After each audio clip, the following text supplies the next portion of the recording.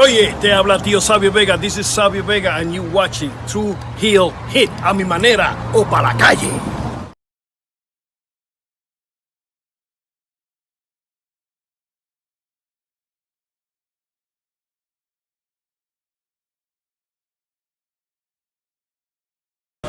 Welcome to True Heel Hit.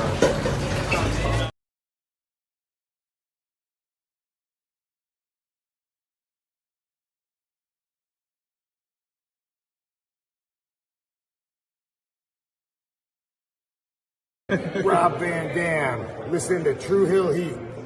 Pow.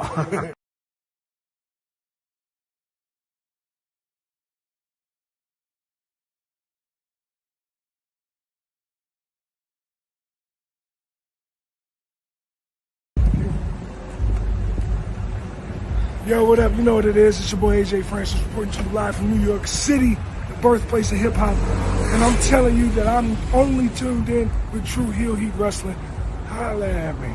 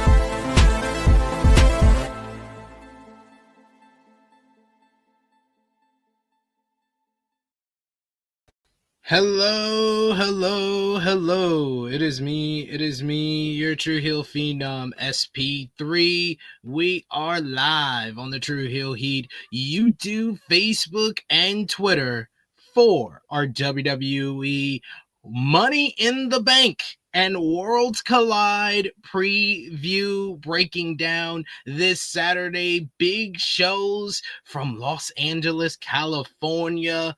WWE and AAA Worlds Collide, as well as the Money in the Bank Premium Live events. 2 shows for the price of one, so you get 2 previews in one.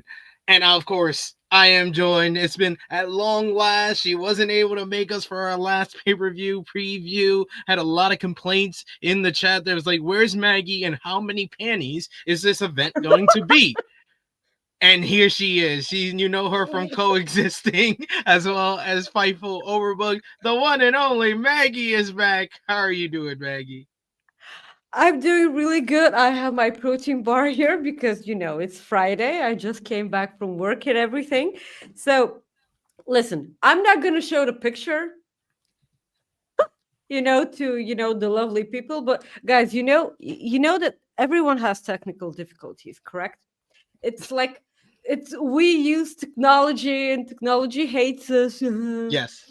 So before our show, like SP3 had to come off and on the stream because he was having troubles. Sweetie, have you watched Supernatural at all? I have. I know about it more than I've seen it, but I have seen it before. Okay. I'm sending you a photo of how unfortunate you had to freeze. You can put your picture against the camera and I'll give you No, I'm going to show you. I'm going to send it to you and I want to see your reaction. I'm not showing because you look like someone possessed by a demon. Yeah, so I send it to you. I do not know why, Can you open it? Oh, this is great. This is great. And you stood there for like 35 seconds staring at my soul. And I'm like, okay. Well, this is uncomfortable.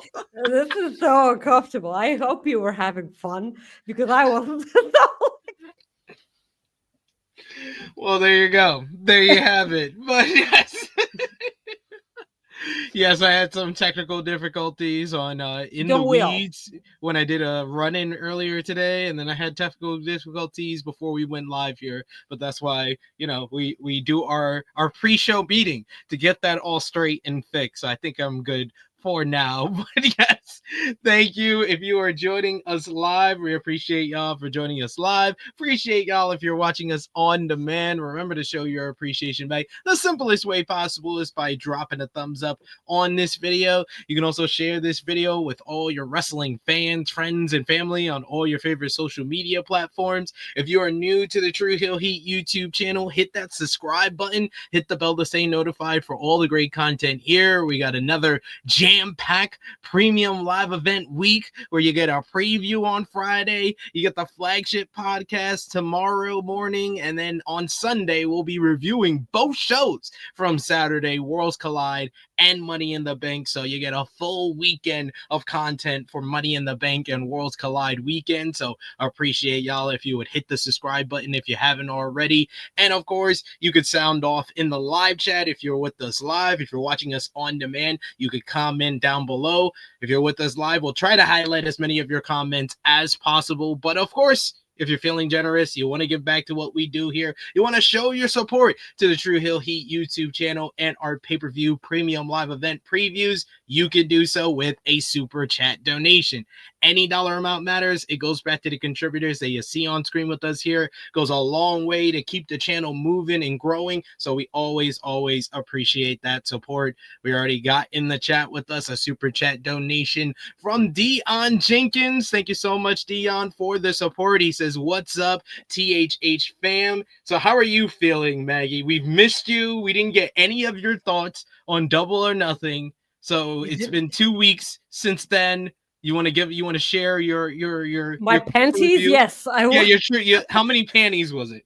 It was 7. You know, right after I watched the show, I was like, okay, I promised SP3 I'm gonna, you know, and I sent him a message and I was like 7 panties.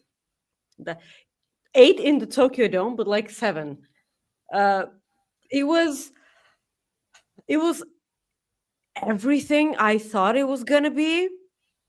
I'm so ridiculously happy that I was able to watch it like a normal person, now, you know, hurrying for work after.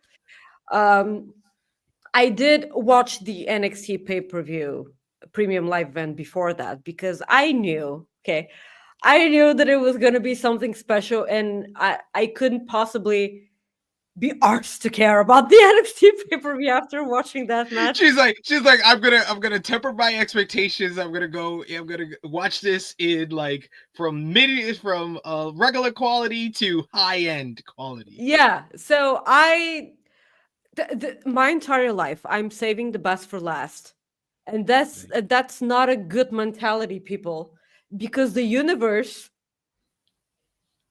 is taught that way. You teach the universe to give you the good things, you know, right before you die. So like that's not a good way to look at life.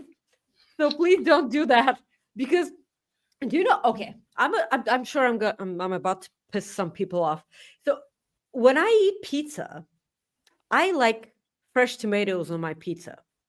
I don't know if that's a thing, you know, in the States or whatever, but like after the pizza is done, you slice you know, tomatoes like this, you know, like a burger, you know. If I happen to know a lot of people in the States that do not like tomatoes, but that's only because the tomatoes in the United States probably taste like PVC, so like plastic. So if you come to Europe and eat tomatoes from Europe, you're you've never had tomatoes like this. I adore tomatoes. So I eat tomatoes on pizza. So what I do is I eat everything around the tomatoes and leave the slice of the pizza with the tomato for last. Okay. And what happens is I'm full at the end, and I do not have room for the delicious part of the pizza with the tomato on it. So that's the stupidest thing. I literally, like, you to relate to you. I literally, though, my missus said that I'm strange because I like to eat my plate in sections. Like, if I get, like, she cooked me last night, like, baked chicken and mashed potatoes, and I ate all the mashed potatoes first before getting to the chicken, because the chicken is the main course. I like to eat the main course of the meal last. So that's my thing. And I do have room. I'm not like you. I don't get full. I got to eat the chicken. I try to get through everything else on the plate before I get to the chicken. Well, you should always eat your protein first, just so you know. I didn't know that. You should eat your protein first. I mean, like, I saved the best for last. Exactly. But like, when it comes to chicken and mashed potatoes, how the fuck can I know what between the two is the best? Because can I shove them in my mouth together? I mean, I did. Right? One time she did give me fried chicken, and instead of getting like sauce for it, I just put it in the mashed potatoes. So I ate it all. Yeah, sauce. That's when you hear the New York in my accent. Yeah. That's first world problems, man. First world problems. Yes. Oh, I eat all my mashed potatoes and I don't have room for my chicken. Yeah, they're mashed potatoes. Thank you. I was also thinking that they're both kind of protein. Mashed potatoes is kind of protein. There's protein in potatoes. So, yeah. You're kidding, right? I don't know. To some people. No. Potatoes they're an excellent source of carbs, not a protein. No. If they're sweet potatoes, okay. That's okay. But I suppose we're not. Yeah, that's what I'm talking about. Sweet potatoes. Yeah. Okay. Yeah. Mashed sweet potatoes. That sounds delicious. It's basically yams. But yes, we got Chuck Berry's in the chat. Thanks for joining us with another super chat donation. She says, Chuck Berry says, "Don't mind me, guys. I'm just here to offer support to Maggie and her hashtag fuck Cody movement. LOL." Fuck Cody. Fuck Cody. Jesus. Thank you, Chuck. I'm so proud of you. Thank you. This is a church now, the Fuck Cody Church, and this is it's so weird because I love Cody, but like fuck the way you're being booked. Fuck all the way up. Suck a bag of dicks. You're boring. So boring, just like Cena. Just fuck off. Take your Homelander stuff and no. If he was Homelander, he'd be really impressive and interesting to watch. But fuck no. We're gonna talk about that tag team match, and I'm gonna barf. We are. I don't know how I'm gonna talk while I'm barfing, but like, we're also gonna talk about Worlds Collide, and both you and I don't know shit about. To be fair, I'm pretty sure that most of the people that will watch Worlds Collide do not know anything about AAA either. AAA.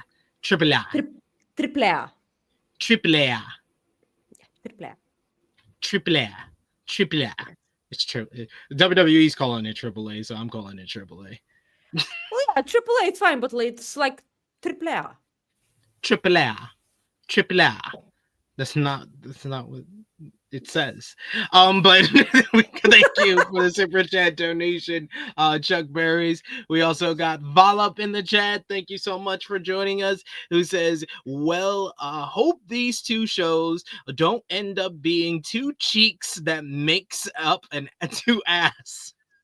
Though the latter matches will always be fun. Yeah, the Money in the Bank is usually Yes. WWE's kind of go-to when it comes to just having a fun spectacle that's on never really. I think that is very rare we've ever said a Money in the Bank ladder match was bad. There's No, been some mid I don't ones. remember. There's been some ones that are not on the high end, but for the most part, they're always fun. They're always entertaining. It's like, of course, I absolutely hated the first ever women's Money in the Bank, but that was because of Ellsworth. Now that was a bad Money in the Bank, to be fair. Yes, but like the end result was ass. But like the match was, they tried their best, and fuck WWE for doing that. Fuck them. Fuck them. Also true. We got thank you so much, Vala, for the super chat donation.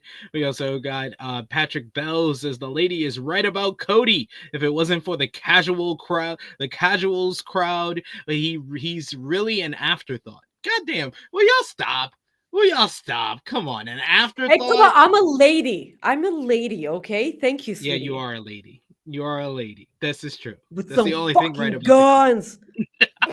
Gun show, yeah. Yeah. We got Greg Carter who says second, who says I'm tuned into the Lucha Libre. I mean, if you're tuned into Lucha Libre, you should be watching CMLL, not AAA. AAA is like a mix of Lucha Libre meets sports entertainment, even before WWE bought the rights. I have the only reason why WWE purchased AAA was because they found out that there's a company that did way more match interference than them, and they decided we will not stand for this, and they just... We're gonna buy it all. We're gonna buy it all. God bless you, Greg Carter II, for watching both. God bless you. God bless you, man. God bless you. I wish there was no 7-hour difference between me and, the majority of the state, just so I can do my full-time job and then watch all the wrestling, because I want to watch New Japan, man. I really want to watch New Japan. So that's why I just made it my job. So now my job is to watch New Japan at very early in the morning when I was in the States. Now it's like regular time. Most shows start at like it's 10 a.m. here in the UK. Yeah. Or or sometimes I have to wake up a little bit earlier, like 8 a.m. I think the but that's fine. Dominion show. That's that's fine. That's fine. fine. I have kids. My kids wake me up at 8 a.m. regularly. Sure. They're my alarm clock for New Japan. And my alarm clock is anxiety. We got James Jones. He says, can't wait to see AAA in WWE. Laughing emoji. Been long time. Yes. Been very long time. That's a crying emoji. It's not a laughing emoji. Oh, I thought it was a laughing emoji. No. I mean, laugh. You cry. You laugh because you don't want to cry. That's what I always heard. Me? No. I cry all the time. Yeah. We got Patrick Bell says I was never on the Cody train, just in case there's any confusion. Doesn't seem like you or Maggie were ever on that Cody train. Again, I love Cody, but not the way he's being booked. When I say fuck Cody, I don't mean him. I mean, Matt, it's really the Cody crybabies right now, right? Because Cody what? He's boring right now. He's so bored. I will not shut up about this. Cody Rhodes is the only reason Steven Jensen and I are not married. Because she's like, he broke up a happy home. He broke us up. We couldn't agree. He kicked me out. I did not support Cody Rhodes just for Jensen. I did not. He was legitimately interesting. You know, his climb towards, you know, the top, it was legitimately interesting. But then they spoiled everything. I loved Cody on the Indies. I loved Cody on Ring of Honor. I loved the whole Bullet Club is fine thing. That was really, really interesting. That was incredibly entertaining. But then he refused to turn heel on AEW, and then he left. He made himself really, really interesting by leaving both companies, and I support that. And I didn't screw everybody. Just leave all the companies. Yeah, just, you know. And now, then he came back to AEW with black hair, and I'm like, okay, is this a cry for help? And then. Because you either dye your hair or cut bangs. He does not have the hair for bangs, so he dyed his hair. So like that's he made a choice. He made an active choice to piss me off. So that's why you had to disown and wear him. a vest. A vest under a suit. Like, who does that? Yeah, who does that that's nonsense? rich people. Cody's all rich now and stuff. He's not crushing thrones with freaking sledgehammers anymore. He's not interesting. Boring. I get it. All right, let's get into the matches here. Give us your predictions in the live chat, but we're going to start with WWE and AAA Worlds Collide, which will take place at 3 p.m. Eastern Time tomorrow from the Kia Forum in Los Angeles. Is going to be available on WWE's YouTube channel in both English and Spanish. From 0 to 10, Maggie, what is your anticipation level for World Collide? 2.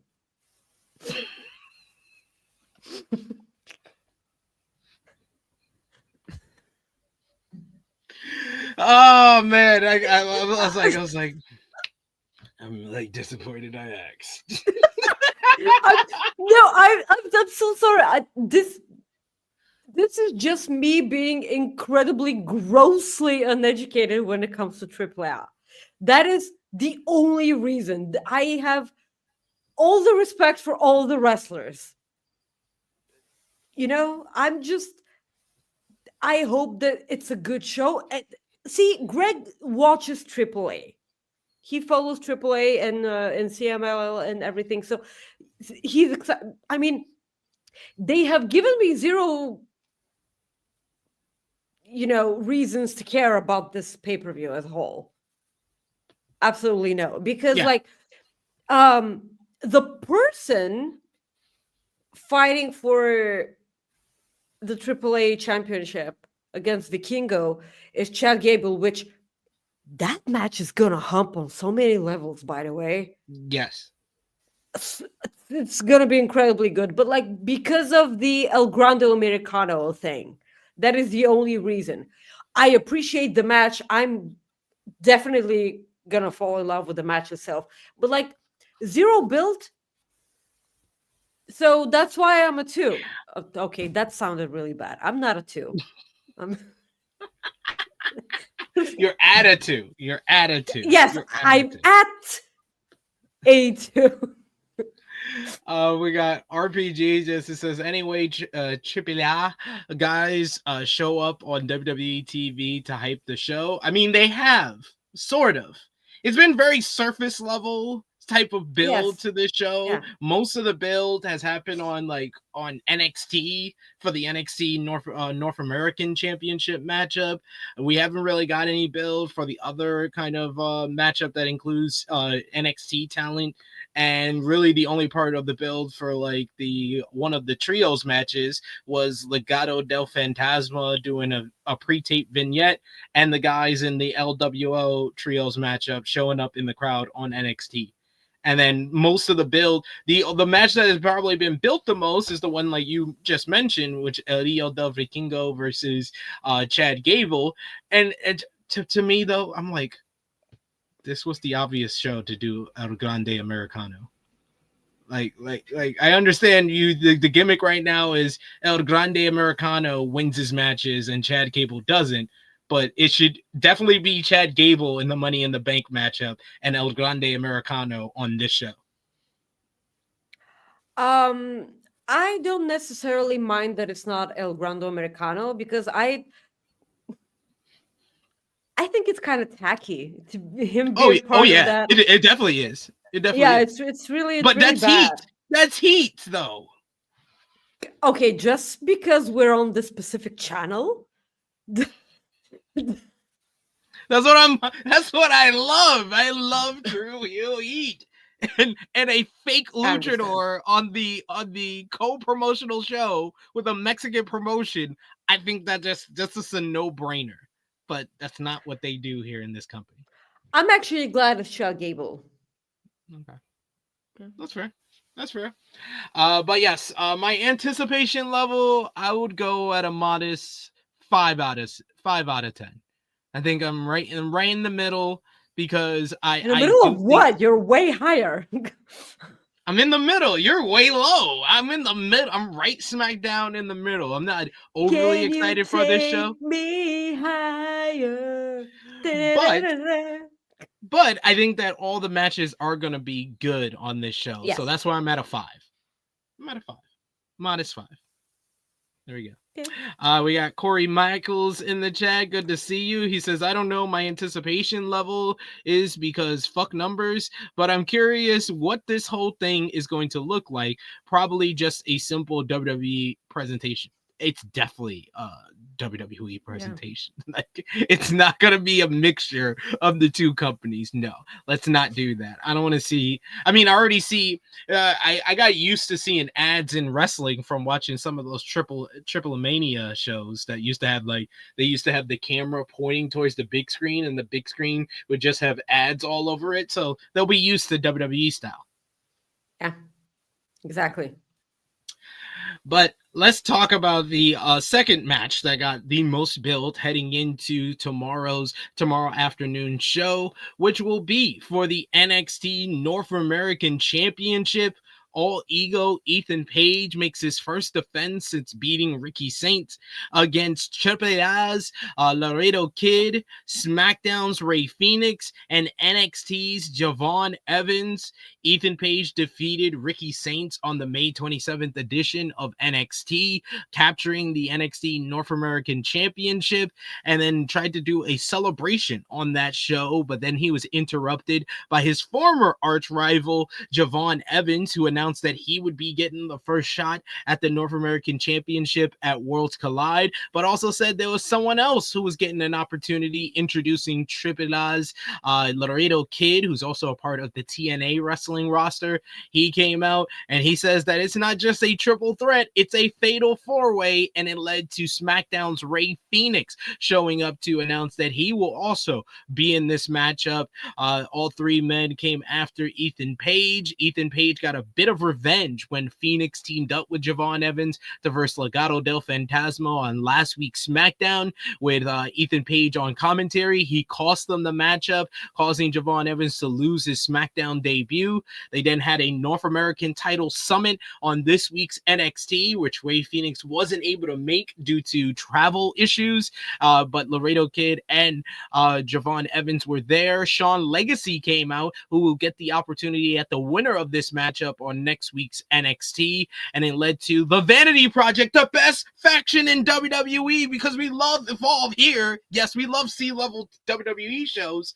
And yes, they came out and teamed up with Ethan Page in an 8-man tag that was won by Javon Evans, Laredo Kid, and Dragon Lee, along with Sean Legacy, to pick up the victory on NXT this week. Did my best to describe all three segments that take place to build to this matchup.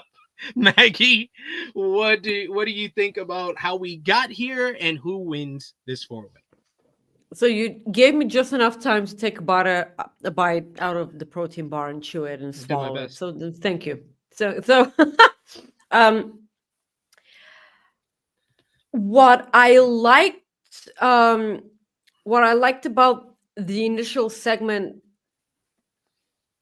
that made up the match on NXT I loved it because Ethan Page was so sure that he was gonna win the North American Championship, because like they opened up the show with that match, and then he went back, he showered, he put on a really nice suit, and then he came out for a celebration.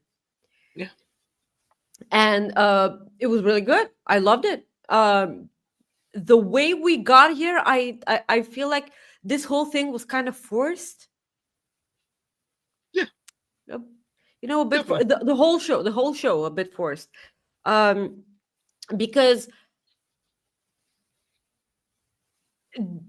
the way WWE trained their audience to think that there's no other wrestling apart from them means that you need to spend more time introducing the other wrestling promotion that you're partnering Yeah. up with a bit more, because like this is I think that the way it turns out, it's gonna be a showing for AAA, but each and every one of them getting beaten by WWE talent. That's where I am, at the moment. I think, for my huge disappointment, because I like Laredo Kid a lot, and I feel like he's there to take the pin. See that? Yeah, and I don't know if they're ready to move on so quickly from Ethan Page with that championship. I don't know if Ricky Saints is getting called up at all. I do not know. If there's any news about that, I just finished work. I have no idea what's happening in the wrestling world right now. So I feel like a North American Championship run for Rey Fenix is right there, because I don't think that they're ready to team the Lucha Brothers back together still. I think it's kind of early, but they are gonna team them up eventually, because I'm gonna need for Rey Fenix to get rid of that awful theme song that he has. It's really stupid. Really How can bad. your brother? It's really bad. How can your brother have a good theme? A good theme, because a lot of people say, "Oh, it's such a banger." It's good. It's just good. It's just Good. good compared to Solid. Phoenix. Yeah, it's solid. Compared to Phoenix, it's really good. Yeah, it's really, really Yeah, good compared to really, Phoenix. I've gotten into that's a low arguments bar. with Romeo, who I likes know this you've theme, and mentioned I'm like, this. yes, You've I mentioned was this. like, this Ray Phoenix theme is not good. Does No, not fit him. Does not sound good. It's not good at all. he's brainwashed himself. He's gaslit himself into thinking that it's good, because otherwise he's gonna cry just like all of us. So that is it. So I'm gonna put my money into Ethan Page. I love Ethan Page. Every time I'm just an egomaniac. I suppose he's gonna pin Laredo Kid. I could see that. What do you think about what Myron Kidd says here? Ray Phoenix has not been hitting so far in the WWE, and I said this I think like a month ago. I said after WrestleMania, I even called it. I was like, it really feels like they were neutering both Phoenix and Penta. I think Penta has turned it around a little bit more because of like the great triple threat that he had with Dragon Lee and Chad Gable, and him getting a showcase in the Money in the Bank. I think if he wasn't in Money in the Bank and he was just on Worlds Collide, then I would still stand on business and be like, yeah, both of them are being neutered and just made into regular guys. Phoenix has just been a regular guy, unless he's been in a tag team matchup, which makes me think that I disagree with what you said. I think they're going to put the Lucha Bros together sooner rather than later, because they have to, because one, Ray Phoenix has not looked good unless it is in a tag team matchup, and two, the Raw tag team division is desperately in need of a team like the Lucha Bros. Okay, listen, I'm in agreement with you. Everything that you just said is 100% true, and I think so too. They should pair them together. They should, because please, like you said, the SmackDown tag team division is stacked. They're still not doing anything with it, but they're stacked. But on the Raw side of things, they have nothing. So if they don't put them together, but like he's on SmackDown, they're gonna make some sense out of this. They're gonna have to, because otherwise, what is the fucking point of the of the brand split? That's why I'm saying, because I'm losing WWE logic, which I suppose that's on me.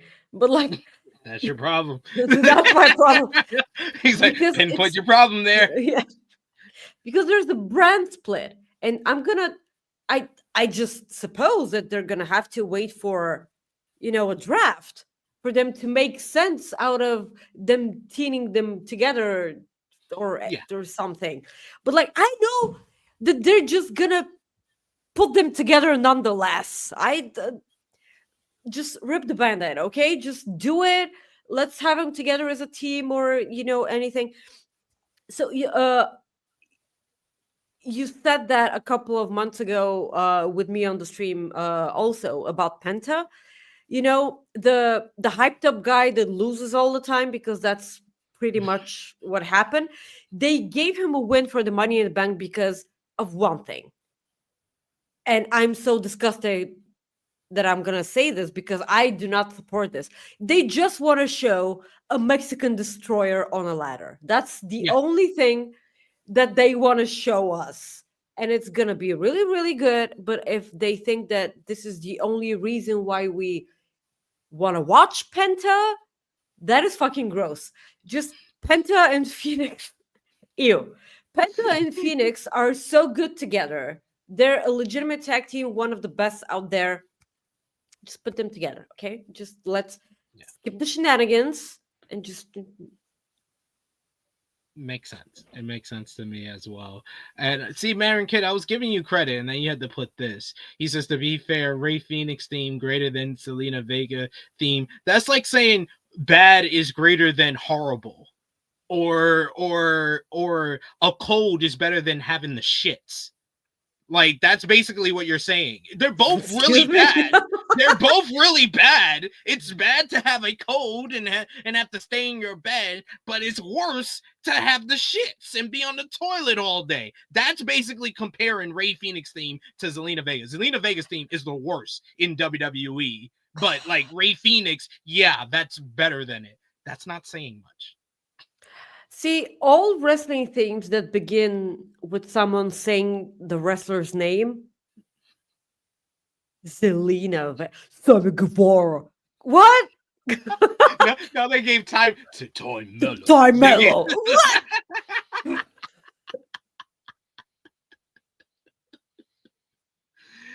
Oh man, I love it. Yes.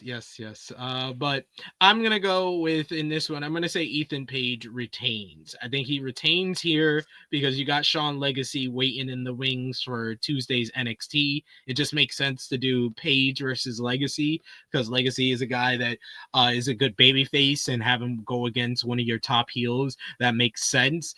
But I think that eventually he will drop the title to Javon Evans. So we'll see. Really? I actually think that Javon Evans eventually dethrones Oba. No, he will, but that's not until next year's okay. WrestleMania. That's not till next year's like Stand and Deliver. Yeah, I think Oba's holding it for a long time. He's holding it for over a year. Listen, if it's up to me, Oba just gets called up to the main roster and vacates the title. I don't care. I don't fucking care. I would prefer that as well. Yes, just I don't want anyone beating Oba. I don't care. Oh, you can build your wrestlers by beating Oba. He gets to pass the torch. I don't care about the fucking torch. Just burn the torch down to the ground with the performance center with it. I don't care. Oba's the greatest. I agree. Give him all the titles. titles. You just everything. Walk around with everything. Then we got a match that has absolutely no build. So Maggie has no time to eat a protein bar as I talk about it, but it will be the LWO. This graphic is actually wrong because it won't be Joaquin Wilde. It'll be Dragon Lee and Cruz del Toro of the LWO teaming up with Lince Dorado making his first official appearance on the WWE main roster in about 4 or 5 years, and they'll be facing the AAA team of Octagon Jr., Aerostar, and Mr. Iguana. I know Luis from Fightful is a very big fan of Mr. Iguana and his iguana hand puppet. So, yeah, I kind of feel like the IWC went wild when they saw the puppet, and I don't know why.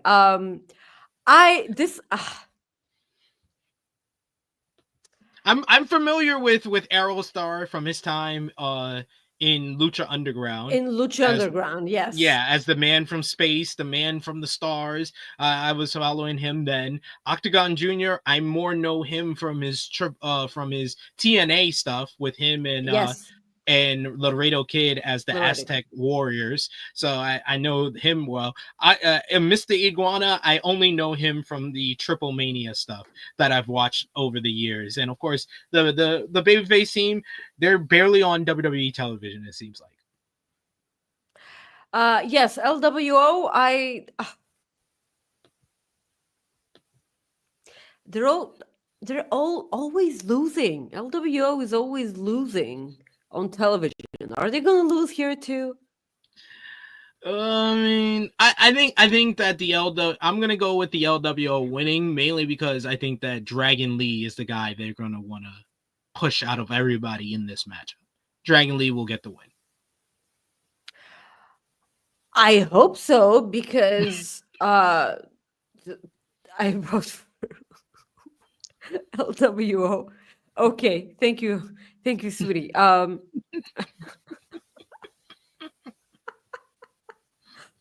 Okay. I listen, Dragon Lee, when he got called up, crickets, man. He should have stayed at NXT, wins a bunch of titles, and then Yeah, he was so much over on NXT, and it felt like they only brought him onto the main roster to put him in the LWO to facilitate Carlito leaving the LWO. And after they did that, they have not cared about him since. Remember last year they gave him all those vignettes when he was off television for a while. Yes, they gave him vignettes, and then he comes back. He wins like one match, and then he's off TV again. And now Carlito's gone, man. Like what? What the fuck, man? Jesus. So okay, I'm gonna put LWO here.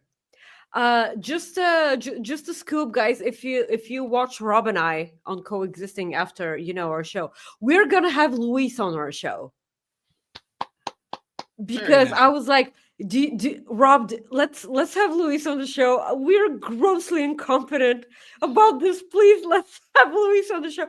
So our wonderful, wonderful friend Luis will be on the show, educating us. There we go. So you're gonna learn a lot more than I do from the very vague knowledge that I have of AAA. I barely know how to say the name, but the other, I mean, I can't see a world where the AAA team wins. I could see like Mr. Iguana being over with like you said, the IWC, Octagon Jr. But because Octagon Jr. is like someone, like you said, Laredo Kid is in that 4-way to probably lose that matchup. I feel like Octagon Jr. is in this trios matchup to lose, because the Laredo Kid losing all the time in TNA gimmick has rubbed off on him. I think they lost to the Great Hands. If you watch TNA, the Great Hands are very low on the totem pole. It's like losing to the Outrunners, right? Man, fuck the Outrunners. Oh my god. Los Outrunners? Yes. Fuck this shit, man. What? Oh. If I see one more scoop slam, I'm gonna shit in my hand and throw it on my television. So you're telling me you did not like the second half of the 4-hour block of Dynamite and Collision you saw? Barf. Yeah, me and Jimmy, this was like all-time lows that we've graded a show. We had to break it down because we thought that the first 2 hours was a great episode of Dynamite. Like, if it ended at 10, we're like, oh, this is a great. I gave it an 8.5, and Jimmy gave it a 7.5. So if he was grading in my terms, that's like an 8.5. But but then we went to Collision. It was basically the same difference. I gave it like a 5.5, and Jimmy gave it a 4.5. It was like 2 consecutive hours of Rampage. That was what it was like. It opened up with a wonderful match for Will Ospreay versus Lio Rush. And that was the peak. That was the peak. And then it went down in quality. All downhill from there, man. A waste of my fucking time. I could have slept. I saw the birds chirping outside. I was like, what am I doing with my life? I'm watching this goddamn low quality. He better come better. I hope he hears all my complaints. I'm going to complain about this all week. I'm complaining on the flagship tomorrow, and I hope Tony Khan hears me, and he better come correct next week. Doing a second 4-hour block 2 weeks in a row. What the fuck are you thinking, man? Jesus. You don't hear us complain about SmackDown all the time, and that's 3 hours. You giving us an extra hour? 1.5 women's matches. 15 minutes out of 4 hours, Maggie. 15 minutes out of 4 hours. That is 1/16 of the show was dedicated to women. And then I had some idiot in my comments because I put out a tweet that got a lot of traction about they have Willow Nightingale, Jamie Hayter, Chris Statlander, Athena, Billy Starks, Thunder Rosa on this roster, and we can only get one real match, a squash match, and a 3-minute segment. That's all we can get on this show. Are you kidding me? You have enough talent to give us one more real matchup and at least 2 to 3 other segments. And someone in my comments was like, well, these are the people that were featured. They featured Timeless Tony Storm. They featured Mina Shirakawa, Julia Hart, Sky Blue, Mercedes Moné, Megan Bain, Penelope Ford, Ty Mello, Anna Jay, Tekla, Queen Amanada, and Lady Frost. It's not about quality. It's not about quantity. It's about quality. That's quality. 15 minutes quality, out of 4 hours. Listen, I enjoyed Mercedes Moné eating a huge ass steak. That was entertaining. But like, what? That's all we can get. All we can get. So we get. I mean, we got a whole bunch of laughter in the chat from us ranting about Dynamite. Fighter Fest. Myron Kid says 4 hours of wrestling on a weekday is horrible. Yeah, there's like no way to spin it. Like, I'm not gonna blame Tony Khan for this because this is definitely WBD's idea, and it felt like Tony Khan was respectfully bombing the show to be like, never give us 4 hours straight ever again. But yes. Just FYI, TK, 4 hours is the perfect length for a pay-per-view. Just yes! So you know. Yes. Yeah, I never complain about 4 hours and 4 days, and you had the audacity to give us an overrun. The audacity.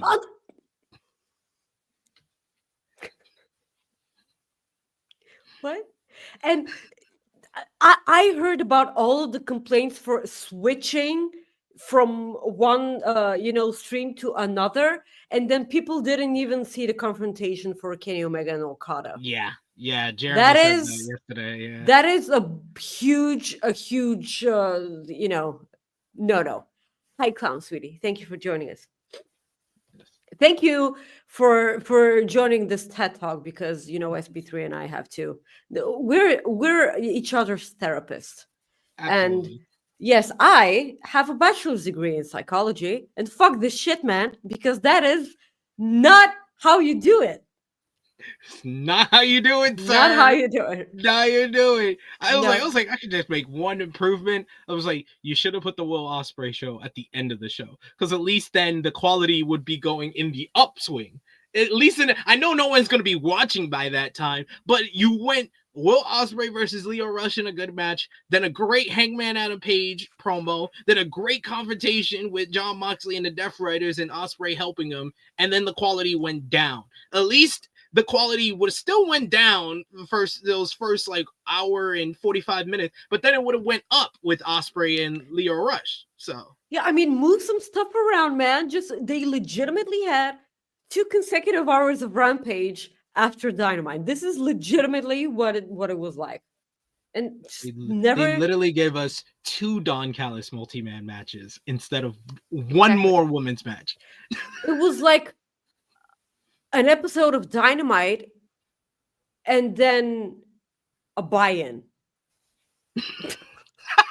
They did a reverse. Like he said we're again a 4-hour pay-per-view, but he did not tell us he was gonna give us a really good pay-per-view first half and then the buy-in the second half.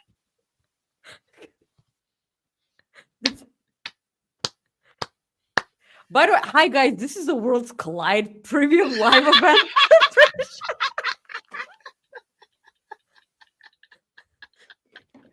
Oh, we got a super chat donation here from Louisville who says, Maggie tells no lies. Fuck the Outrunners. FTOR. Yes, thank you so much. Thank you so much, Louisville, for the super chat donation. And this is a both Outrunners.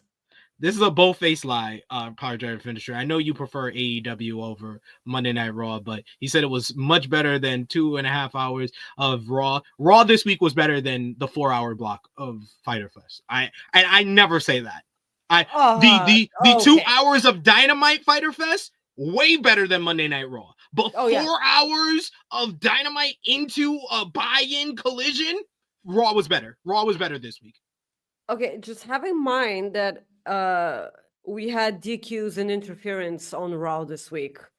It was as if, we have a AAA show. Let's put interference. Just so everyone is prepared for what's coming. That's what they said.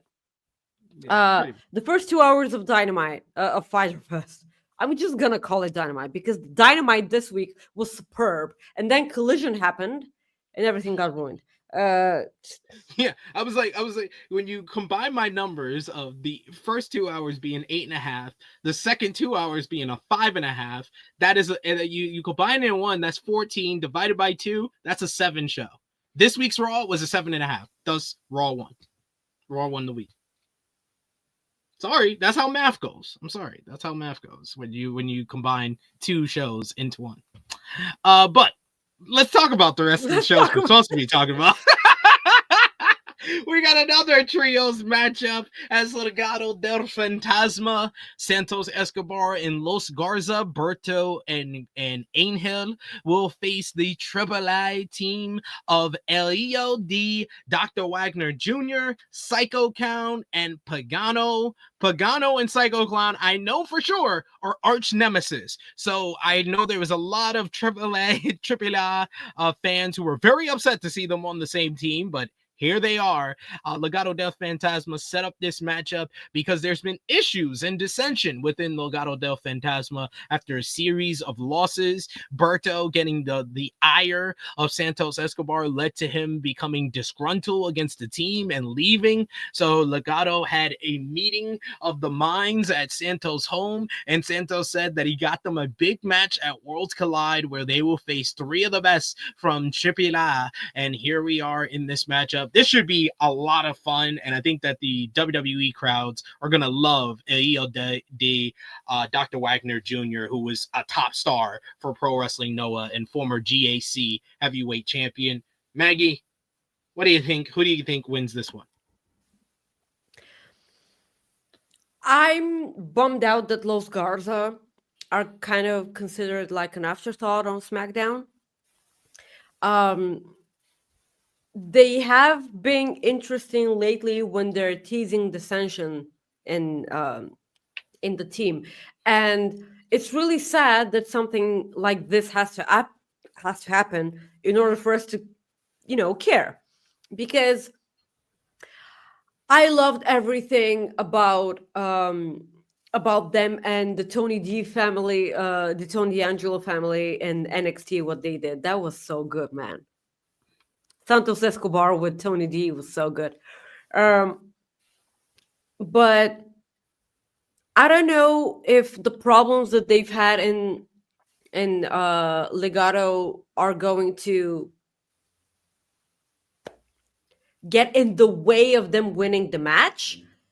I don't know if it's gonna become later in the storyline to further their initial storyline. So I really don't know what to pick here, because you're saying the two arch nemesis are on the other team. So but this is a WWE show. They're not going to even acknowledge that. So I'm going with the AAA team in this one, actually. In order for them to further the storyline in Legado. Yeah. Okay. I'm gonna trust you. I'm gonna pick that. I gotta pick AAA for a couple of these matches, so I'm gonna. They have to win something. Yes. Yeah, that's gonna be one of them. But spoiler alert, it's not gonna be this next one though, as we're gonna have WWE versus AAA in this next matchup, tag team matchup, as AAA's Delis and Chick Tormenta will team to face the team of Lola Vice of NXT and Raw's newest superstar, former NXT Women's Champion and NXT Women's North American Champion, La Primera, Stephanie Vicaire. Stephanie Vicaire got into a very intense confrontation with the AAA duo at Battleground backstage, getting into a fierce argument. Then Ava announced that she would be in a tag team matchup and she could get any tag team partner that she wanted to face Dalis and Chick Tormenta. And of course, Lola Vice stepped up after a friendship had been formed in multiple backstage segments on NXT between the two, because they were like, Stephanie needs to become friends with somebody, and you're the only one that speaks Spanish, Lola Vice. No, it was probably because Lola Vice is also very good, but I'm going by WWE terms. I think it is only because she speaks Spanish too. But this match should be pretty good. It's got to steal a line from Greg Carter, who said the last match has 5 good wrestlers and Pagano is there. This match has 3 good wrestlers and Dalise is there too. So I'm going with the Stephanie Vicaire and Lola Vice here. Who do you got? Oh, absolutely. There's no way they're losing this match. First of all, it's Stephanie Vicaire. And she's one of the probably the most pushed woman in recent history in WWE. So good, man. And the other one is a Latina.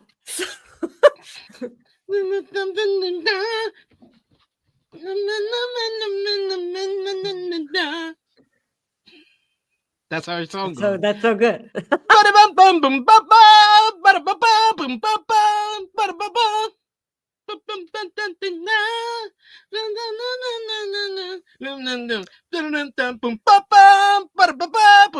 right, let me stop. We're gonna get copyright. So, yeah. Oh yeah, everyone knows what that is. It's uncanny.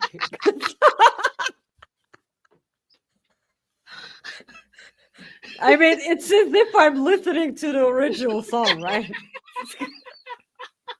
Don't worry, I'll do my Lyra Valkyria theme song when we get to her matchup. Don't worry, I got you. Okay. Seems like everybody's going for Vice and Vicaire in this one, so we're on the same one. Yeah, yep. I know.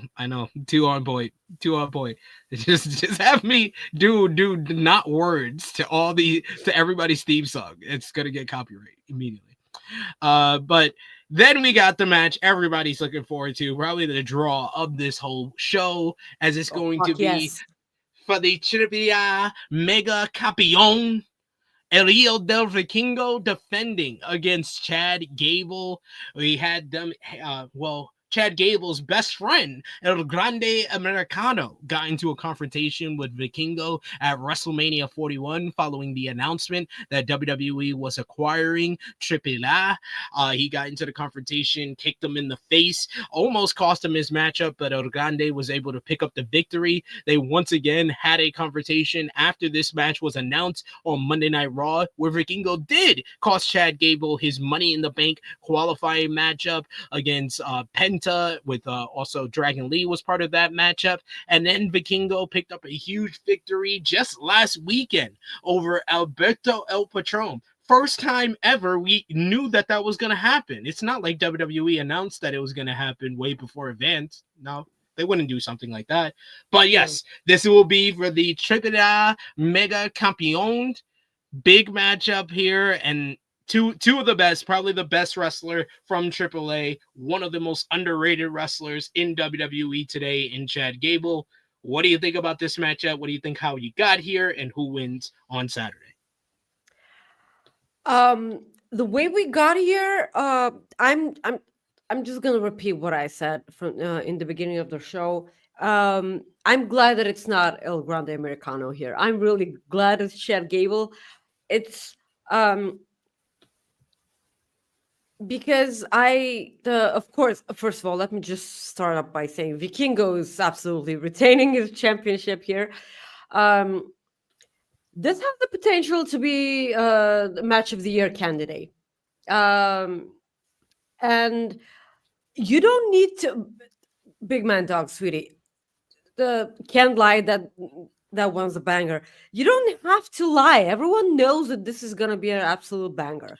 I think he was talking about me singing Lola Vice's theme, actually. So I'm just checking the timing of the comment. So oh, yeah. Can you just download it, make it into a MP3 song? See, he was talking about my rendition. Yeah. So I can make my phone ring with that. Got you. El Grande interferes in the match. That would own. Big That's gonna be so good. It's gonna be really good. It's people who aren't interested in aren't familiar with Vikingo are gonna be in for a treat.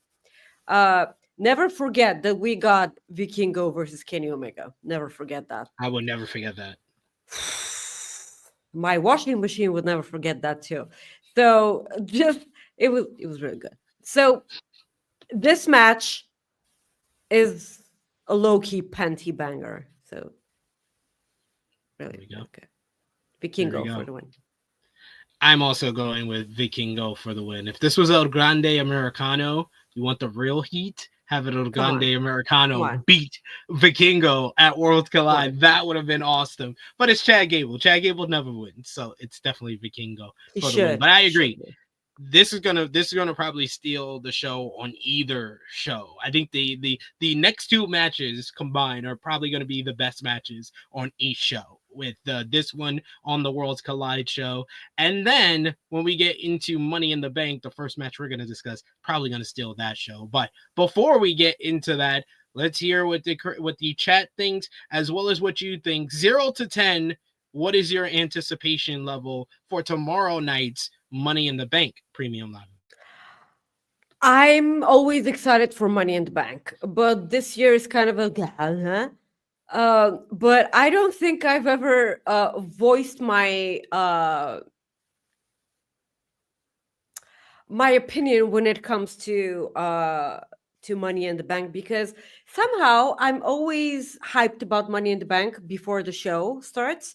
And after Money in the Bank, it's the stupidest thing ever, because hear me out. You know that all the matches are gonna be incredible, because it's a ladder match. Of course, it's good. You just need for people to kill each other, almost break their necks, but never do. Hopefully, simple formula. Yes, simple. It's come on. It's a simple match. Okay, and and then everyone to be entertained, but like no one talks about what happens after. What happens after is that the people with the briefcase just get straight up pinned all the time. They get beaten. They don't matter up until the point they cash in. And well, at least that's what they do with the women mainly, because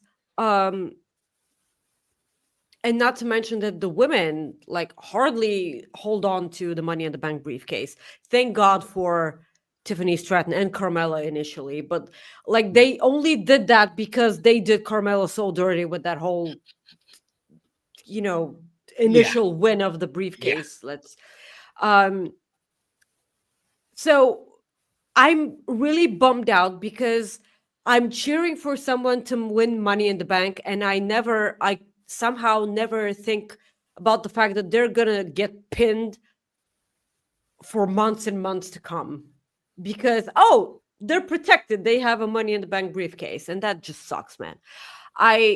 We've been here before and we know it's coming. So because this, I feel like, is the first year I'm realizing this before the show, my excitement levels are a bit lower this year, so I'm gonna give it a 6. That's fair. You read my mind on it. You and Dion Jenkins. I think it's mainly the match card is what I'm like unenthused about, because it's like a 4-match card. That's understandable with two elimination chamber matches that usually go like 45 minutes to an hour with entrances, and Royal Rumbles are like over an hour long, each of them, so it's okay to have a 4-match card for those. Them making Money in the Bank a 4-match card when I know the Money in the Bank ladder match ain't going no 40 minutes, it ain't going 30 minutes, it might go 20, 25 at best. So to only have a 4-match card, it really feels like WWE is not even trying anymore with their match cards. Like between this card and Backlash, which was kind of like, we reviewed that show and it was kind of like, it doesn't even feel like Triple H is trying anymore with these match cards. He went from a 5-match merchant to a 4-match merchant. Yeah, we still went for an hour and a half. So This is true. It seems like most people are excited about the Money in the Banks and the women's Money in the Bank in particular. And I'm confused. Power Driver Finisher. He says 2 hometown girls in WWE on a pay-per-view. Roxy and Raquel, gotta be happy for them to not WWE in particular, but at least they're doing well. Where is Raquel on this pay-per-view? Did they just announce a matchup that I'm not aware of? I'm confused. Let us know in the chat, Power Driver Finisher. Did I miss them announcing a new matchup on the show? Oh, okay. He said my bad, SP3. Okay, all right. I was just making sure because you had me very confused when I read your comment. I was like, yeah, I mean, Kyrie saying beat her on Raw, so I was like, or did they add Io and Kyrie versus Liv and Raquel to the show? I mean, I'd be happy because at least there's a 5th match on the show. But Big Man Dogs says, I think the actual Money in the Banks have great participants. I'm just not as emotionally invested in WWE as last year. Yeah, because he said last yeet. That's yeet. That is true. He said last yeet. The Money in the Bank should be fun. The women's Intercontinental title match should be fun. So I'll go a little bit higher than Maggie, and I'll say 6.5. But the main event doesn't get me as enthused. So 6.5 it will have to stay at. But let's talk about the matchup that should steal this show. The women's Money in the Bank ladder match. 6 women. This is probably the most star-studded, stacked lineup for a woman's Money in the Bank in quite some time. I like everybody in this matchup. There are some wrong choices in this matchup, don't get me wrong, but at least 4 out of the 6 winning, I wouldn't have a problem with.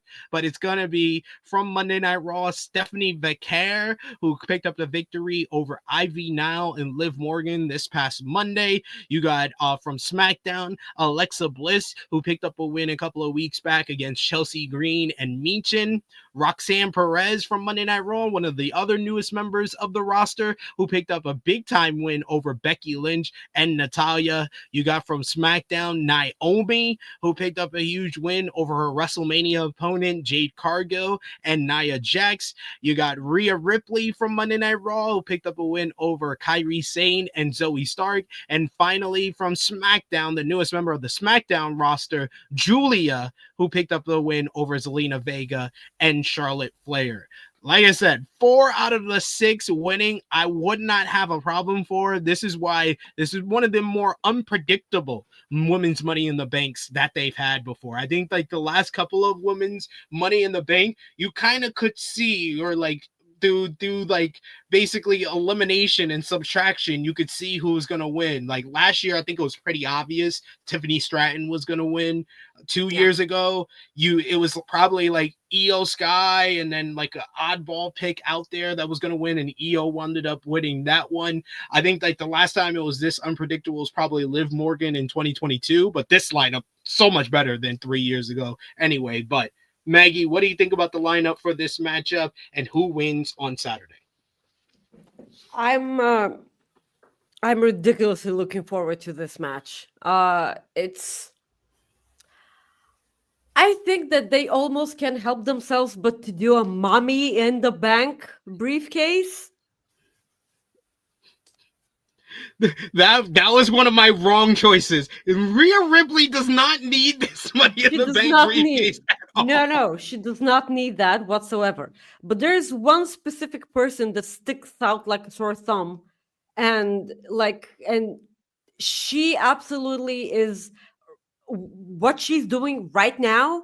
Her character and her storyline, she is made for this briefcase, and that is Naomi. And I hope that she wins it, because she went into WrestleMania with probably one of the few storylines that had sense and had long-term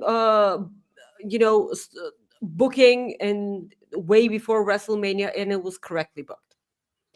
Naomi. I can see Jade Cargill costing her.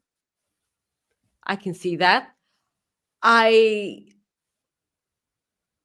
can see Stephanie Vikingo and Julia costing each other.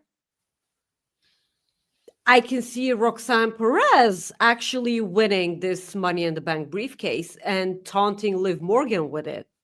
Yeah. Because they have that thing going on. Before Naomi was qualified for the match, even before they started thinking about Money in the Bank, I said on our show almost every week that Roxanne Perez should be Money in the Bank winner. So I'm torn between Roxy and Naomi. It should be Naomi, but I think that they're going to go with Roxanne Perez. Would not mind. So your official pick is Roxanne.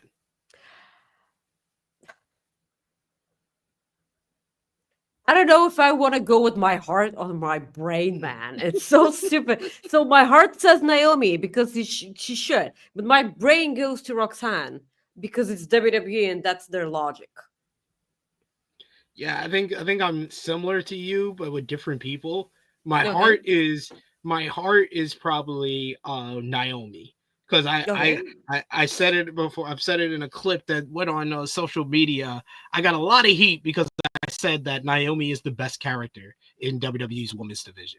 I don't know how people are arguing with me with it, because she's the only character with any type of layers to her in WWE right now. I think that it's ridiculous to even try to argue that it's not a legitimate fact right now. She's putting in the work. She's been one of the better characters, and her unhinged, crazy, stalker, wild woman style character would work very well with the Money in the Bank, where it adds another level of unpredictability to her character, where you don't know when she's going to cash in, who she's going to cash in on. It would add a lot to that, and I would love that for Naomi, who feels like she can now is well deserving of a big major push and becoming WWE Women's Champion. But my head is not saying Roxanne. It's actually saying Stephanie Vicaire, because WWE has strapped a freaking rocket to her. And like, she's going to go to the stratosphere. She's the only woman that I can see usurping Rhea Ripley as the top star in WWE's women's division. Like, Rhea by far gets the biggest reaction of any woman out there. But Stephanie Vicaire, the fact that she's getting this type of reaction from the fans and she's just getting started on her push, it says a lot. And I feel like they did that whole tease with Rhea and Stephanie for a reason. That's going to be a big time SummerSlam WrestleMania style matchup that they're going to do in the future. So my head is saying, yeah, Stephanie Vicaire is probably going to win this, because Roxanne, everybody else kind of has a story that they can go to. Because outside of the two people that I mentioned, I feel like Roxanne, she's going to still be in this whole Judgment Day story, and she could find another way with more chicken nuggets, or maybe even chicken tenders, because that's what Dom likes. She could make some chicken tenders for Dom and get back into the whole Judgment Day story. I think Julia is a lock to beat Zelina Vega for the WWE Women's United States Championship. Oh yeah, she confronted her, right? Yeah. And she beat her in the qualifying matchup. Then you got Alexa Bliss got this whole story with Charlotte Flair, so she's good, and she doesn't need it because she's already won Money in the Bank 7 years ago. Rhea, she's Rhea Ripley. She does not need the Money in the Bank. It's pretty simple as that. And they've kind of already teased that she's going to get a matchup with Io Sky down the road, a rematch for the Women's World Championship. So everybody else kind of has their thing. Stephanie Vicaire, they can strap the rocket to her and give her the Money in the Bank and have her tease cash-ins and then eventually cash in to become the champion. But I'm going to go with my heart, and I'm going to say Naomi. Attaboy. Gotta go with the heart. Gotta go with the heart. Yeah, I agree with I Make Beats. I don't even think Rhea needs to be in this match, but it adds a lot of star power. She can throw around some bitches. Come on. That's what we're all about. Throw around some bitches. Let's go. Yeah, the only way Triple H can fumble this matchup is if Rhea or Alexa wins this match. I think I'll be okay with the other four winning this matchup. Even Julia and Roxanne, who I said already have their kind of story or something else they're going to do, I'll be fine with either one of them winning too.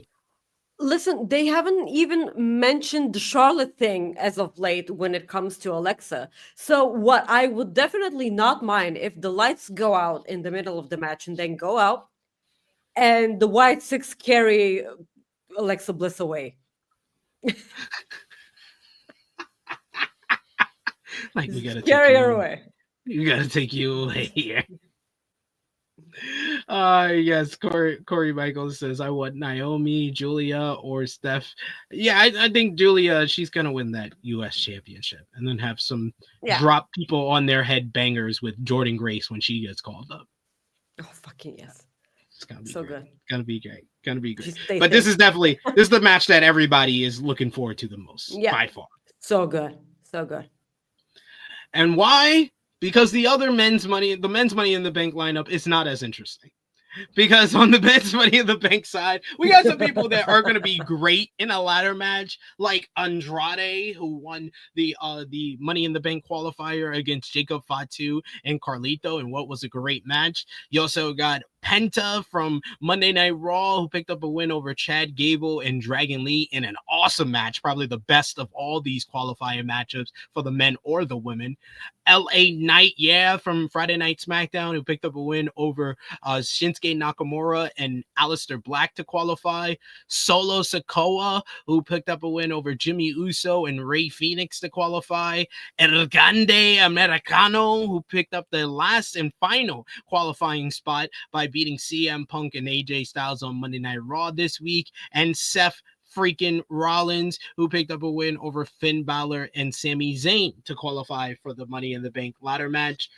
This whole ladder match has been so like telegraphed for Seth Rollins to win. It feels too obvious. So I've been racking my brain with the other options here, and no one makes sense really when you really think about it, because like with LA Knight, he was way more over in 2023 in London. He was way more over last year in Toronto, and he feels significantly less over than he was in those 2 years right now in 2025. So to me, it has a sense of too little too late. El Grande Americano, that would just be a big troll bit by WWE and would just basically show us that Triple H really doesn't care about Money in the Bank too much, because El Grande Americano will probably get his mask taken off and fail to cash in if he does win the Money in the Bank.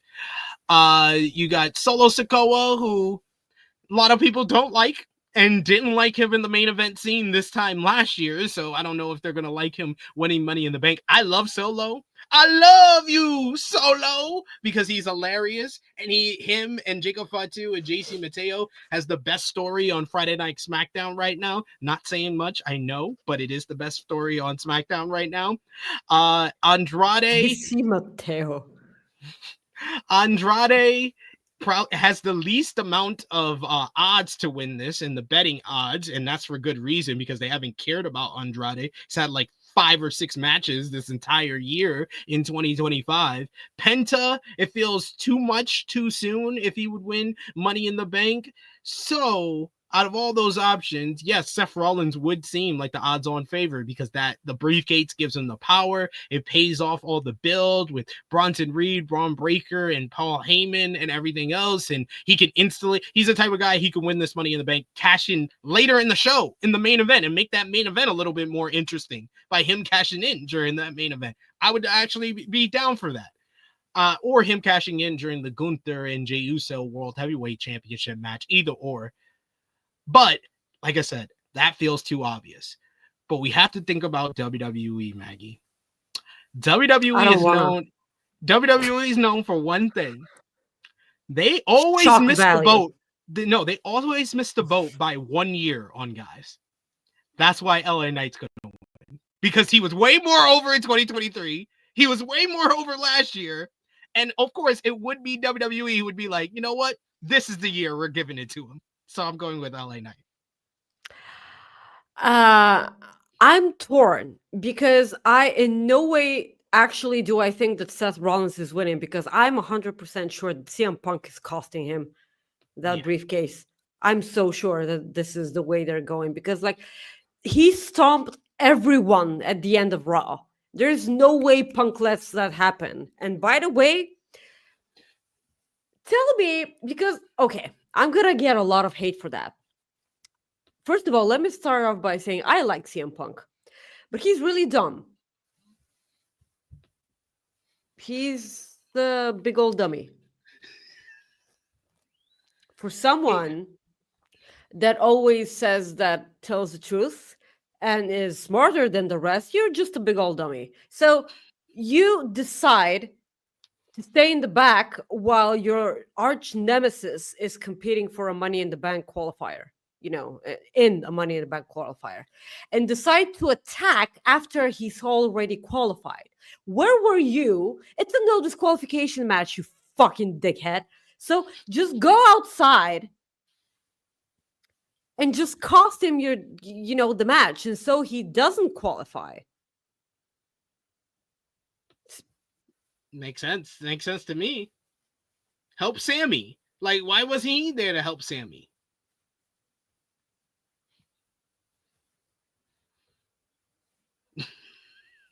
It's just you need to win. You need to win, Punk, because we can we can meet down the line and everything. No. Did we all just have amnesia and forget the time CM Punk just flat out dissed Sami Zayn? He said, you're not on my level. Do we all just forget about that? Because I didn't. I remember that.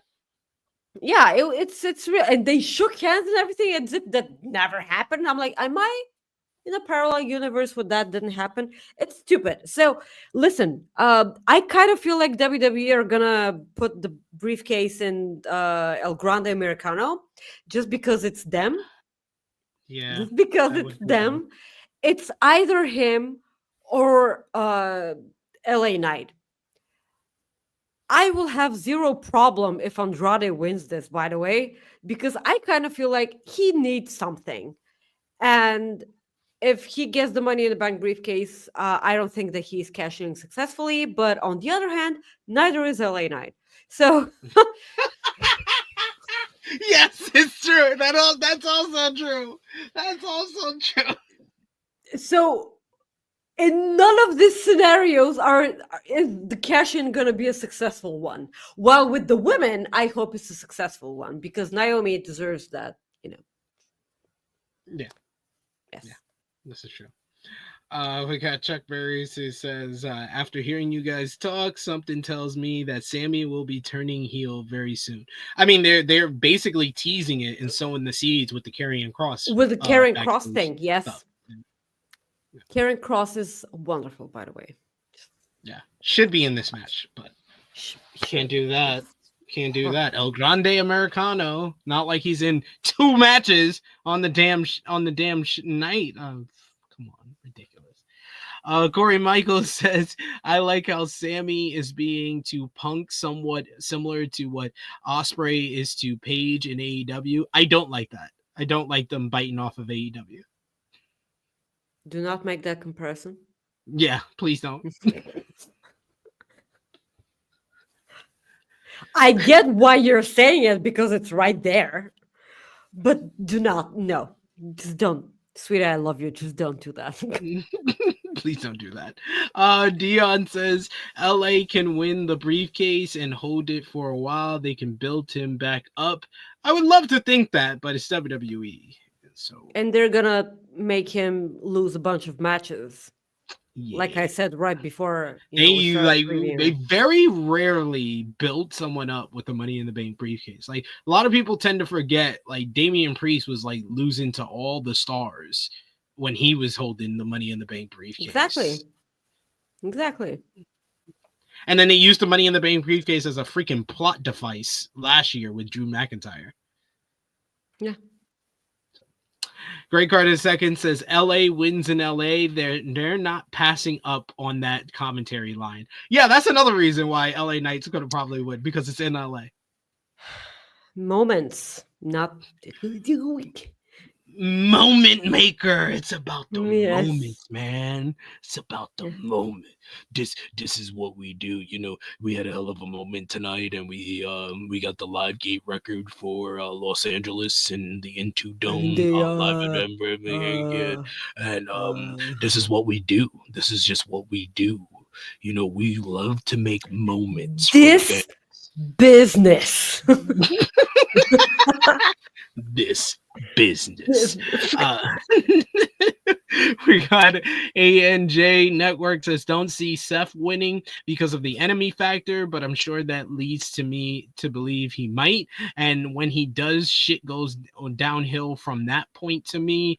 And also Dion broke it down a little bit more, who said Seth has too many enemies. I think Reed and Breaker will run in, but Sammy and AJ will neutralize them, and maybe Punk pushes him off the ladder, setting up a 6-man, keeping him busy until Roman returns.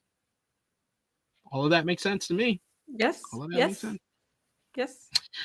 And King Potato says, moments here, and come and get your moments. Lots of moments here. Yep. That's Triple H. Triple H is all about the moments, ladies and gentlemen. All right. Now that the Money in the Banks are out the way. Wait, what was your official prediction was Seth? LA Knight. LA. No. LA Knight? Seth, We're no both going way with LA? LA. Okay. Yeah. Okay.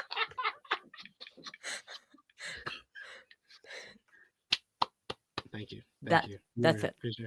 Appreciate that. But yes, I got to go, despite me knowing the whole theme song for Lyra Valkyria, and I do it well. I know. Thank you. No round of applause. No round of applause needed. I have to go with my good friend Rebecca Quinn. I'm sorry. I'm infinitely biased. I just saw her interview with ET Now, where she once again said, "I'm not just the greatest. I'm not just saying that. Sports Illustrated says I'm the greatest." So she mentioned me again. So I can't go against my good friend. Why does my good friend have to keep losing? Let's make this interesting. Let's have her get the win here. Lyra can get the win back, like you said, down the road. That's fine. I think that Bayley may come back, but it would be after the matchup. I don't see Bayley coming in and costing her the matchup, because that would take away from what should be a big victory of Lyra going 3-0 against Becky Lynch. I think that Becky does it by nefarious means, maybe a poke in the eye or something else, and she gets to win here, and then post-match she tries to beat down Lyra some more after she raises her hand, and then Bayley makes the save. You got to keep the title on Becky Lynch also, because this Intercontinental title only started being good when Becky Lynch was involved in it. I'm sorry. I like Lyra. I think Lyra has shown a lot of growth, especially on the mic in this feud. But the Intercontinental title was drowning a slow death until Becky Lynch got involved. So let's keep Becky in this title scene. Let's do the feud with Bayley with the Intercontinental Championship, and then you could do Bayley and Becky at Evolution.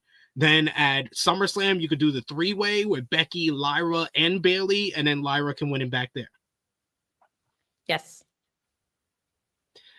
I appreciate all the round of applause. We got Power Drive Finisher says I timed it right. We got a 5-star rating for I Make Beats. Thank you. No, I don't care about it's woo. I don't care about that. I like to do it. Oh, I say oh. I was saying oh when I was in London. Fuck Ric Flair. Yeah, exactly.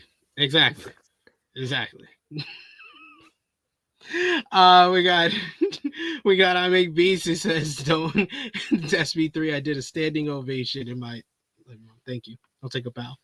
Thank you. I appreciate it. Great Carter II says SP3 and Becky are practically family. Yes, this is true. Yes. I Make Beats says SP3 is Becky's childhood hero. I don't know about that, but I'll take it. We got Corey Matthews. He says Becky's brought out something exciting in Lyra, a real professional veteran. Yes. Oh yeah. Keep it going. I understand Dion said in the chat he thinks that Becky's gonna feud with Bayley, and then Lyra will feud with Roxanne. I don't know if that's going to keep the fire burning on the Intercontinental title. I know Lyra and Roxanne have great matches together, but Becky's been the key to getting people interested in this Intercontinental title. So let's put the title on her. Yes. And we got Dion Jenkins, who's been a member for 1 month. He says beatbox the Nikki Bella theme. Wait, is it? No. A different show. A different show. We have 10 minutes, guys. Come on. No, this is a different show. Let's do it next time. Does she have like a different another theme that she had on? No, when just she was you on can SmackDown? look, but you can't. You can't dreaming of the stars above. Boom, boom, boom, boom.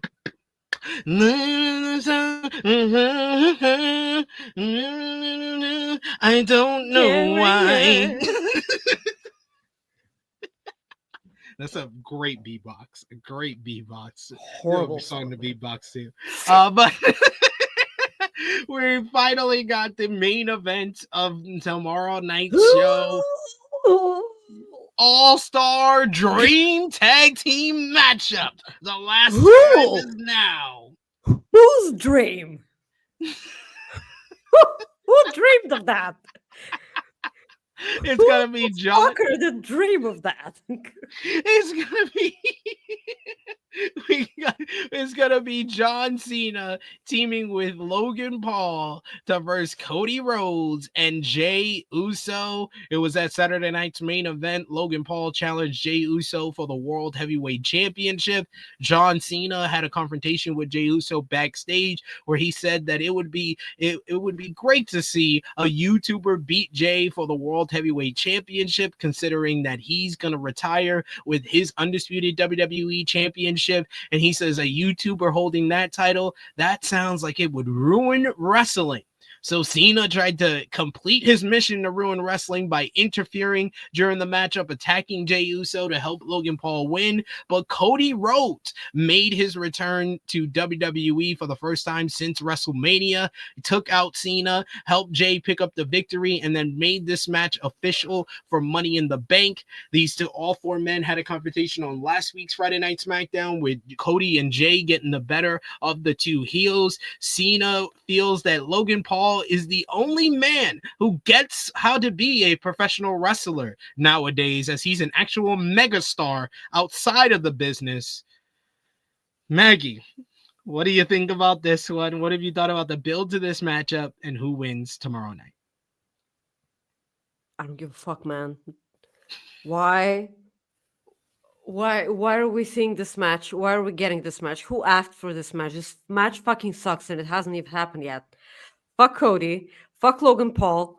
Fuck the way Cena's heel character has been built. It has been the most disappointing thing ever. It took the air right out of me, and I don't want to breathe that much anyway. Because, Jay's alright, man. He does a concert thing every time he gets out. The kids are having fun. Fuck them kids too. But that's why am I getting this awful, awful match? I do not get it, man. John Cena, this is the most disappointing thing that WWE has given us lately. Because it was so good the moment that he turned heel. It was cinema. I'm sorry, Reg. It was cinema. The moment he turned heel, that was so good. And then nothing fucking happened afterwards. Nope. Nothing's made sense afterwards. Nothing makes sense. No one told us why he aligned himself with The Rock, because The Rock has zero to do with anything that John Cena has done. I do not get it, man. It's been nothing after. And I will never stop saying this. Logan Paul is a good wrestler. You just don't want to admit that. He's a horrible wrestler. He's a wonderful physical guy. It's a spot monkey. First of all, okay, spot monkey. Yeah, he's incredibly athletic, but that does not make a good wrestler.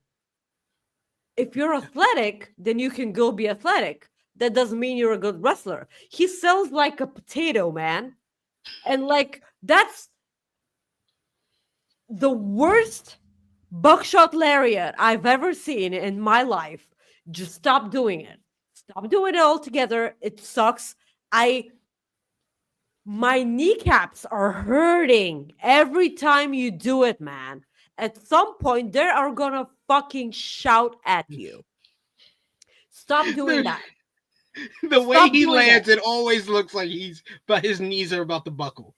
Yeah, it's like they've had enough and they want to be set free. That's what they're doing. And I hate this match so much. I hate it. I fucking hate it. Cody is gonna pin Logan Paul, I'm sure, because I feel like John Cena is gonna walk out on Logan Paul. That's pretty much what I do not care. I am going to be getting ready for work while this match is happening. I'm probably going to be taking a massive shit, or I'm going to be washing my asshole in my bidet as this match is going on. I do not give a flying hoot about this match. Fuck this match. Fuck everyone in this match. Jay's good, but fuck them kids. What are you? So you say, fuck you, fuck you, fuck you. You're cool, but fuck this little match. Yeah. Yeah, this is like this is just not a good idea. Like at least when the first idea, because you got I Make Beats in the chat, it says, is Logan the replacement for Travis Scott? I would much prefer this matchup if it had Travis Scott in it. Because at least that gets the curiosity draw of how the hell is Travis Scott gonna wrestle a matchup. I much have preferred Travis Scott over Logan Paul. Logan Paul, I've never seen a pro wrestler, I gotta put the quotation, pro wrestler regress in this fashion. Where when he was just a spot monkey doing spot monkey things in big matches against Roman Reigns and Cody Rhodes last year, it was good stuff. But since he lost the U.S. Championship at SummerSlam in another good matchup against LA Knight, it's been pretty shit. It's been really bad. Like, it's been a law of diminishing returns for Logan Paul. The matchup with AJ Styles was a dud and made people actually actively think that AJ was washed because he couldn't have a good match with Logan Paul, and not going to say that the Logan Paul is the fucking reason why it wasn't that good and that it was forgettable. The most overrated 3.5 star matchup that Dave Meltzer has ever given out in history. So yeah, I mean, I can't go for Logan Paul. So yes, I'm gonna go with Cody Rhodes and Jey Uso. I would say Cody pins Logan Paul to set up Cody versus Cena in Saudi Arabia, or Cody versus Cena at SummerSlam, or Saturday night's main event, because they do want to counter program All In. So they'll do Cody and Cena on Saturday night's main event with 101 ads. Barf. And I agree with everything you said. This Cena, I gave this Cena heel turn all the praise in the world. I said it was the second greatest heel turn of all time. And I'm like, I want all of my opinions back. I thought this was a good idea. Remember, I manifested John Cena turning heel. I could not imagine that these two things would go so wrong. John Cena lost the ability to act completely, and Triple H lost the ability to book a storyline properly. Like you should know as a company that R-Truth contract is about to expire. So if you're giving us R-Truth versus John Cena should destroy R-Truth. And then you have a perfect way to write him off if you're not going to renegotiate his deal. John Cena should have destroyed R-Truth, or you should have made it R-Truth's career versus John Cena for the WWE title, something like that. That shit was a complete waste because you didn't do anything creative involved in it at all. And there's been like this whole John Cena heel turn and story arc and farewell tour has just lacked any type of creativity, any type of foresight. It has just been one of the most disappointing angles of all time. And it is, in general, the encompasses everything that why the fans have like turned on WWE in 2025 in comparison to where they were the last 2 years. Yes. So, and here we are. Incredibly underwhelming. Fuck this match. Incredibly underwhelming. We got a couple of comments to feature here. We got Chuck Berries, who says, when it comes to Cena, wake me up when we get to SummerSlam, please. Yeah, this title run's probably going to end at SummerSlam. It probably needs to end at SummerSlam. I Make B says, I still blame SP3 and THH, including the chat, for the entire heel Cena turn. At least we got the turn. Where's the Mr. Cena thing with the suit and everything? That's what I wanted. It's like switch up the look and everything, switch up the nope. Mr. Cena was right there. Didn't get it. Negative change. Fuck off, man. Just Dion Jenkins says John Cena wrestles like a guy trying not to get hurt. He's stiff. Unk ain't got it no more. It looks like it actively hurts him to take bumps. Yeah. Like he is trying purposely to brace himself on every bump. Absolutely. We got A&J Network who says agreed SP3 and to the lovely Maggie. Nice to kind of meet y'all. But yeah, everything y'all said about Truth and Cena would have made the Truth departure a little more justifiable. Yeah. At least make it make sense. All of the R-Truth departure does not make sense in general. It especially doesn't make sense when he has a top 5 best-selling t-shirt and merchandise, and you just did a John Cena feud where John Cena needed to cheat to beat him.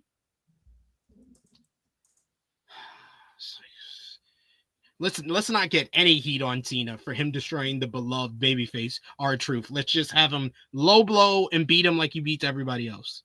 Perfect. I know. It's like this. Yeah.